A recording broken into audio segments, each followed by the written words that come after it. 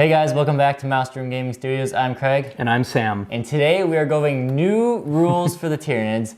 Not a new codex, but yet another supplement of new rules, this time in a White Dwarf, so it's a lot cheaper for us.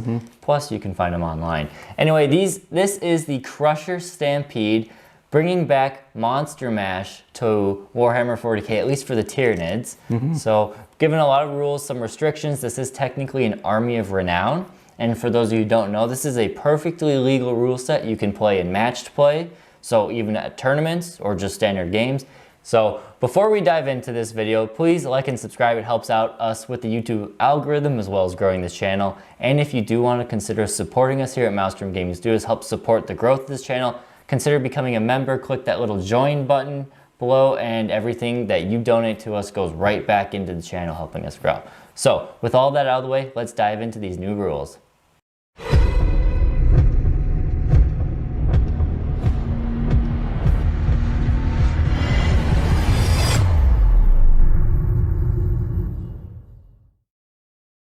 So for this, we are going to go over the basics. I will have another video coming in the future which will dive a little bit more into some combos, maybe some new units that this rule set has shined a light on. But these are going to be the basics for all of you who kind of confused, haven't seen the official rules yet. This will break it down for you nice and easy. So we'll cover the rules. There are some restrictions, like I said, some benefits, the rules that come with it, shielded by the hive mind, and hulking behemoths. Great rules, we'll cover them.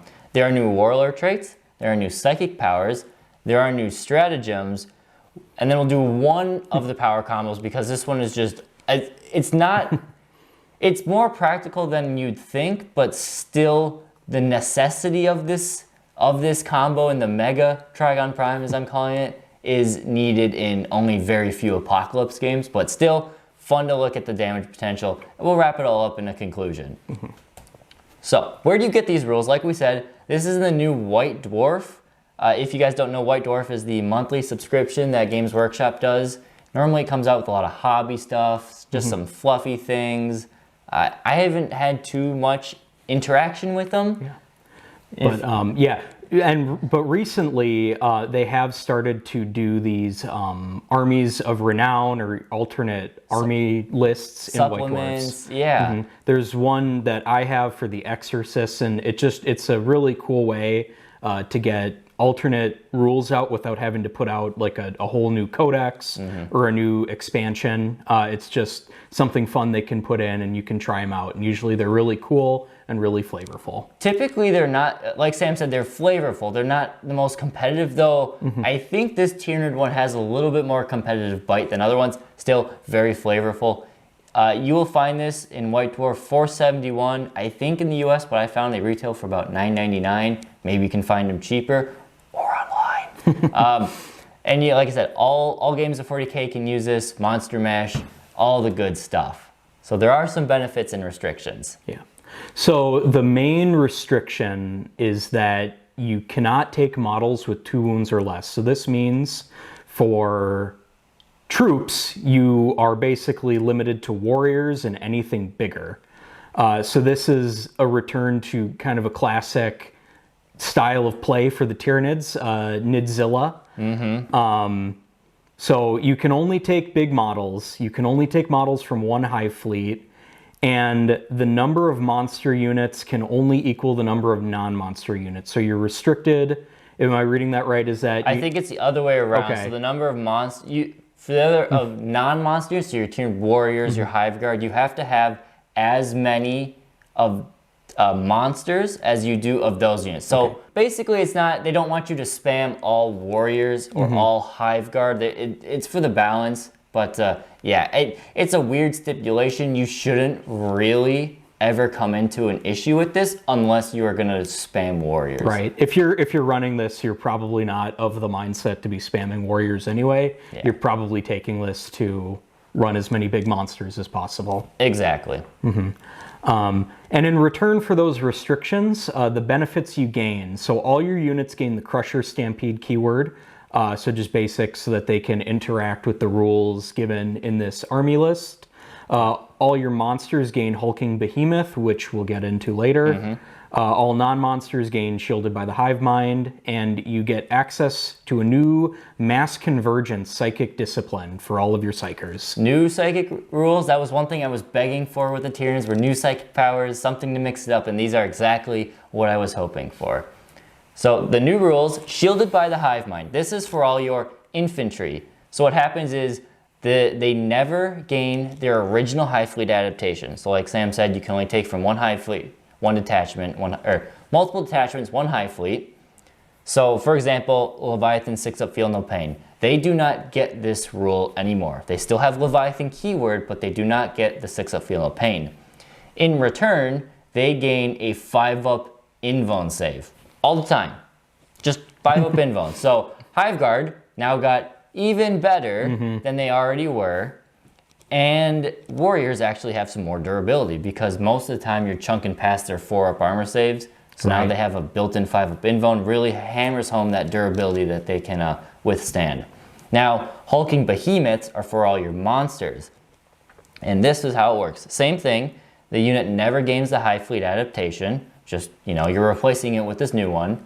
The unit also gains 5-up Invuln saves all the time. They have Duty Eternal, or reduce damage by 1 to a minimum of 1. So now our Carnifexes, our big monsters, everything is just gonna be a little bit more durable, which I love to see.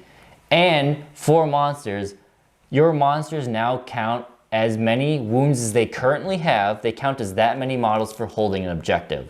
So an 8-wound Carnifex counts as 8 models on an objective. A 18-wound Hero Duel counts as 18 wounds. A 36 wound Harridans can't hold objectives. Hierophant? Hierophant, so like 40 wounds? A 40 wound Hierophant now counts as 40 wounds or 40 models on the objective, which is great. However, if your opponent has objective secured, then it denies that. Though with Leviathan, we do have a strat to make any one model objective secured. So you're losing out on access to the chapter tactic essentially for your Hive Fleet, but you can still use all of the stratagems. All the good strats and everything. So it seems like a pretty good draft. But all the 6-up Feel No Pain is fine. It's fun. I would much rather have all of these. Yeah. As someone who's run a lot of Dreadnoughts, especially now in 9th edition, especially Contemptor Dreadnoughts, Duty Eternal and a 5-up Invuln save goes a long way to keeping models in the fight. It sure does. So next, there we go. We got some Warlord traits that come along with this. Do you want to cover these? Yep. So the first one is Raging Influence, which is an aura. It's a 6-inch aura and unmodified melee hits of 6 score an extra hit. Pretty simple. I think it'll go well, especially on like your combat warlords. Obviously, your Hive Tyrants are gonna be the one that takes advantage of this the most. Though I'm hesitant on how useful it really will, because how often do you have multiple monsters or units within 6 inches of your warlord while fighting? Right.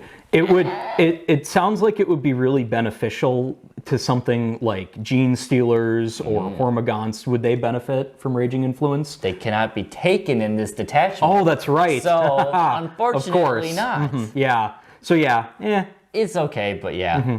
And then, but the next one, Savage Intimidation. While an enemy unit is within 3 inches of the Warlord, they are at a -1 to hit in melee, and they're at a -1 to their combat attrition tests. The -1 to hit melee is great. Combat attrition test.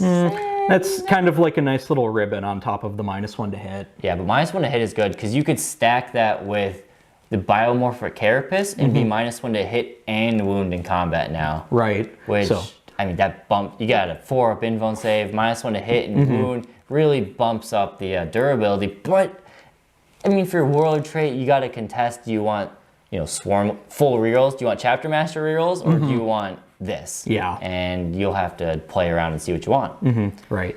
And then the last new Warlord trait is Rampaging Beast. Once per turn, when the Warlord is selected to fight, it can use this trait. Until the end of the phase, add D3 to the attack characteristic. So this one I'm confused. I think I understand it, but I want maybe you can clarify or your opinion on it. So it says when it uses this. My understanding that this is they're trying to say this is a one-time use thing, which I don't know why they wouldn't just say one-time use. Right. The fact that it doesn't say one-time use, it makes you think you can use it, but then they say when the Warlord is selected to fight, it can use this trait. So doesn't it always use the trait? Right. I can't think there are very many situations where you would not want to be adding D3 to your attack characteristics every turn. It's a weird one, and they do FAQ these things, but we'll have to wait, I don't know, a couple weeks or a month to come out, but it's a weirdly worded. Now D3 extra attacks is awesome. Right. A little swingy, but on a Hive Tyrant that only is rocking with base 4, D3 extra ones goes a long way with his weapons. So yeah. Interesting one. All of these they're not broken, they're not meh, but I think you will make good use out of all of these in some way. Right. I think of the 3, probably the most straightforwardly useful would be Rampaging Beast. I think so too. Yes, if you've got these big monsters swinging, just getting more attacks on target can help. And you won't even need the -1 to hit in melee if whatever you're fighting is dead before it can swing. If it's dead already, you don't need it. Exactly. Yeah. So now we have some psychic powers. I really like all of these. So this is the Mass Convergence Discipline. It's 3 powers only, but I mean, it's good enough. So any Psyker in your army can generate their powers from the discipline, but not all of your Psykers. So you don't have to have all your Psykers on this discipline or all the other. The only restriction is one Psyker must generate all of their powers from this discipline. You can't do a mix and match type thing. Standard across 40k, but just make sure you're not taking one from here and one from the normal discipline. It's an all or nothing sort of situation. So the first one, Psychic Barrier. It's a blessing, Warp Charge 6, 18-inch range, all very doable. One model specifically within 18 inches gains a 4-up invuln save. So I mean, putting that on your Trygons, your Hierodules, your Hierophant, your Harridan. Yeah. And a 6 is pretty much, can't say a 6 is an autocast, but if you're putting it on a Hive Tyrant or a Neurothrope with a Resonance Barb, then it's pretty. Right. I was going to say Tyranids have enough ways to make it easier for them to cast psychic powers that getting a 6 on 2d6 is not particularly difficult. Yeah, pretty good. Next one is Aggressive Surge. Again, a blessing, Warp Charge 6, 18-inch range. One model you choose within 18 inches. I said that twice. Anyway, gains D3 extra attacks. Perfect. It's good. Yeah, D3 extra attacks. Just like the Warlord trait. Exactly. More attacks is good. Is good. And stack it with the Warlord trait. Which you'll see later. I do cover that. The next one, Infused Energies, is a blessing. Again, Warp Charge 6, 18-inch range. One non-synapse unit this time gains reroll hit rolls in melee. So that's all hit rolls? All hit rolls. Failed or not failed. So if you're doing some fish for 6s, you could do that. Now granted, I mean, it is a unit. I mean, it's probably one of them I will use the least out of these two, unless I just have the psychic power to cast. Right. Yeah, it's kind of like the other Warlord trait. The other two are just so straightforwardly useful compared to the last one that, you know, you can see the uses, but compared to being able to cast the other two, I'd rather cast the other two. Exactly. And the main reason is most of your, well, I shouldn't say most, depending on the monster, a lot of your monsters are already rerolling ones in melee because all of our Scything Talons do that. The only one where this could be good is your Toxicrin and your Haruspex are really the two that don't get those rerolls to hit, which would, if you're playing those monsters, then this is an absolute auto-include, I think, because giving them full rerolls on their sheer volume of attacks is great. So that's the psychic powers. Now for the stratagems. These are delicious stratagems, and most of them are pretty straightforward, so we're just going to go down the list, talk a little bit about each of them, but here we go. So the first one, Thunderous Impact. 2 CP, used in the fight phase, one monster selects an enemy vehicle or monster, so you can't split your attacks when you do this, or I think you can, but the bonus only affects the monster or vehicle you target. If you're spending 2 CP, you better be putting all of your attacks. All of them 1-to-1. So it can, no, there it is. It can only attack that model, and it gains +1 to hit, wound, and +1 to damage. Yeah. Yeah, I mean 2 CP is a lot, but if you really got to guarantee something dying, +1 to hit, wound, and damage is great. I will stress that this will not work on Carnifexes because they already have, well, it might. They already have +1 to hit on the charge, so you're losing that +1 to hit part. But you're still getting wound and damage. You're still getting wound and damage. I would, this on a Toxicrin or Harusfex, not even a Harusfex because they already have +1 to hit strats. Although you can get, anyway, don't want to ramble too long on them. It's a good one. 2 CP is pricey, but it'll help guarantee something dies. The next one is Terrifying Charge. Probably the least useful out of all of these. Use the morale phase. Select one enemy unit within engagement range of a monster that has charged this turn, -3 to leadership. It's not great, but you can stack it. We do have some other minus buffs. So a Harusfex, there's a strat to also give it -1 leadership and -1 to combat attrition tests. So you could stack it with that to make it, -4, -1. Yeah. You could make Space Marines run by doing that. Right. That just seems like a lot of effort for Morale. a morale debuff. Yeah, maybe. I mean, the only way I could really see it, you're going up against like a big unit of Terminators or something really expensive. For their point wise, it might be worth the CP just to delete multi-wound models that way. But Yeah. very situational. Unbreakable Chitin. This is a fun one. It is transhuman physiology, so you cannot wound this on 1, 2s, or 3s. It is 1 CP if it is a low wound count model, so Carnifexes, and if it is a unit of 4 or less infantry models. If it is 5 models or more, or 10 wounds or more, it is a 2 CP strat. Okay. So most of your big bugs, 2 CP, but still not 1s, 2s, or 3s. That is great. I'm trying to think of what that works best on. Specifically, I think it'll be things like the Trygons and your Hive Tyrants. The toughness 8 models, they're already probably wounding you on 4s or 5s, so it's no big deal. But also on warriors, that would go a long way too, probably. Yeah. It's pretty hard to find something that'll wound a toughness 8 model On 2s. On 2s without going to Forge World. Yeah. So still useful. Very useful. Death Surge for 2 CP. Fight on death for a non-character monster. Sorry, Swarmy, you don't get access to this one. But unlike our Death Frenzy stratagem, you fight at top bracket.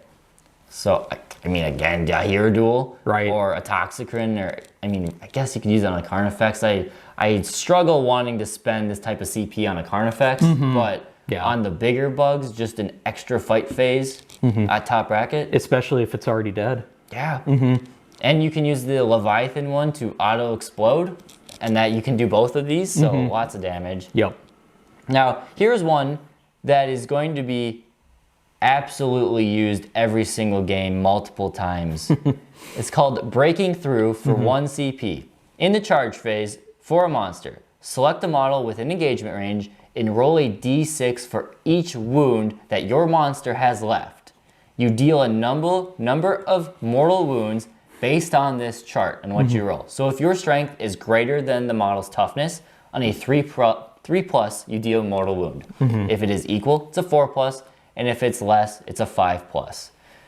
Max of 6 mortal wounds because you would be doing serious damage. So that means a Hero Duel, or even a Carnifex, will charge into Space Marines 8 dice on a Carnifex if it has full wounds. On 3s, it does mortal wounds to, whatever it's going up against. A Hero Duel will do, on average, against just about any target, will do the 6 mortal wounds.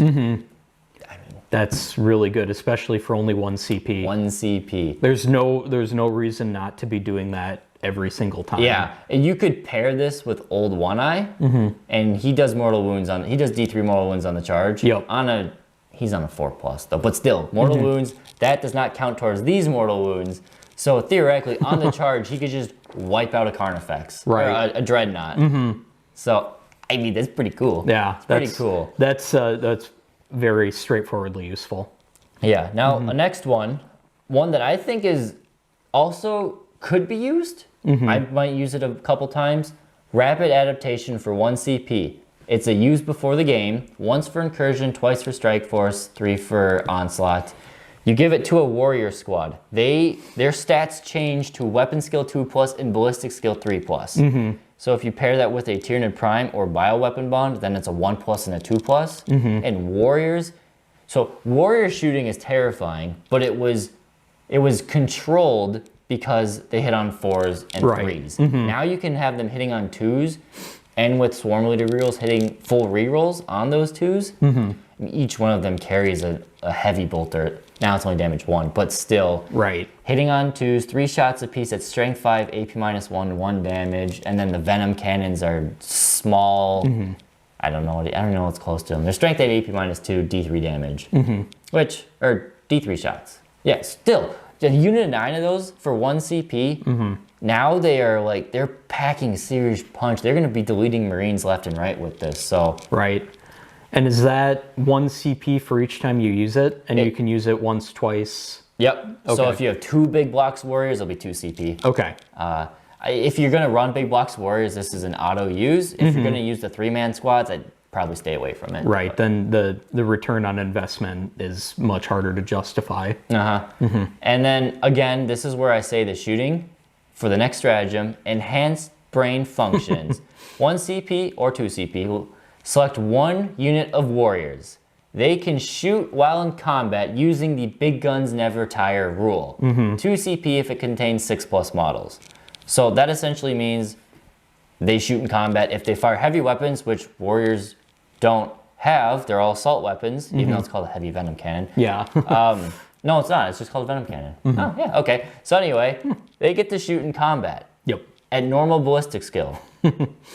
And not just with pistols. Not just with pistols, with heavy bolters. And now the venom cannons are blast weapons, so you can't shoot with those ones. But the death spitters are. And the death spitters are way more effective than their actual bone swords or their scything talons are. So, I mean... Like you said, the warriors are a shooting threat more than a close combat threat. And this, it's hard to take care of them. Yeah, right now. And then, I mean, if you keep them at range, we have the other stratagem from Blood of Ball or the new Octarius book, which is -1 damage to incoming shooting attacks on warriors. Really, I could see 2 9-man blocks of warriors holding the backfield objectives, just dealing out shooting firepower like crazy, and then letting the rest of the army, charge up the board. The cool, fun, big monster. Fun, do their thing while these guys sit back and handle the objectives. It's just, warriors shooting is going to be insane now. Now we're going to go over the fun little just chef's kiss of combos in this. This is called the Mega Trygon Prime. There are a lot of buffs you have to put on this. Most of them are actually fairly practical. I mean, I would say most, 80% of these, 75% of these are, like, you could do this in a regular game. You don't need to get this kind of damage in a regular game. But anyway, you take a Trygon Prime, obviously. Give him adrenal glands and give him toxin sacks. You're putting everything into him, do that. He could be your Warlord, so give him the Rampaging Beast Warlord trait for D3 extra attacks. Give him the Relic of Biomorphic Carapace. Doesn't really matter for the damage output, but just a little extra durability. If you're putting this much into him, you better make sure he survives. Want him to last, yeah. Adaptive Physiology, murderous size, because we want that strength and damage on it. Psychic Power, Aggressive Surge for another D3 extra attacks. And then you start to do some command points here, and you go for Thunderous Impact for the +1 to hit, wound, and damage. You go for Voracious Appetite for re-rolling all wound rolls. And you take a Malice Scepter and give him Focal Essence, so 6s are an extra AP, and most importantly, you re-roll the damage rolls on those big D6s. What you get out of all of the, and again, I'd say all of those are absolutely doable. The only thing is, do you want to make him your Warlord for those D3 extra attacks? But I mean, it's all pretty easy. You just have to get a Psyker within 18 inches of him. And the Psyker could be the Malice Scepter. So it's all compact right there. So what you get out of this, you have on average 11 attacks at strength 8, AP -4, D6 +2 damage. Now if you roll a 6 to wound, it is AP -5, D6 +3 damage. Then They are hitting on 2s, re-rolling because of Scything Talons. They are, against a T8 model, you are wounding on 3s, re-rolling failed wound rolls. On average, against a Land Raider, which is one of the most durable units you will see in a standard 2,000 point game. I mean, I guess you could say, what's the new Space Marine version? The new Primaris version of the Land Raider. It floats. It looks weird. The floaty Land Raider. It's the same thing pretty much. Yeah. On average, this thing does 55 wounds to it. 55. Now that's not highballing it. Highballing, you're looking at like 100. But I mean that's like maximum.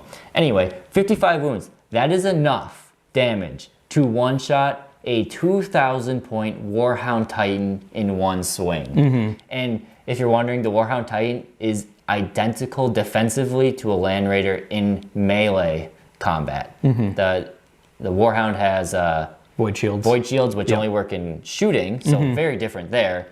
But in combat, it one-shots Warhound Titan on average, which is just mind-boggling that this thing comes in at under 200 points. Do you think that's going to change with the level of like multiplicative buffs that can be stacked on it when the new codex does eventually come out? I don't know. Well, so what I really hope is Trygons go to D3 plus 3 damage, which would mean you would have.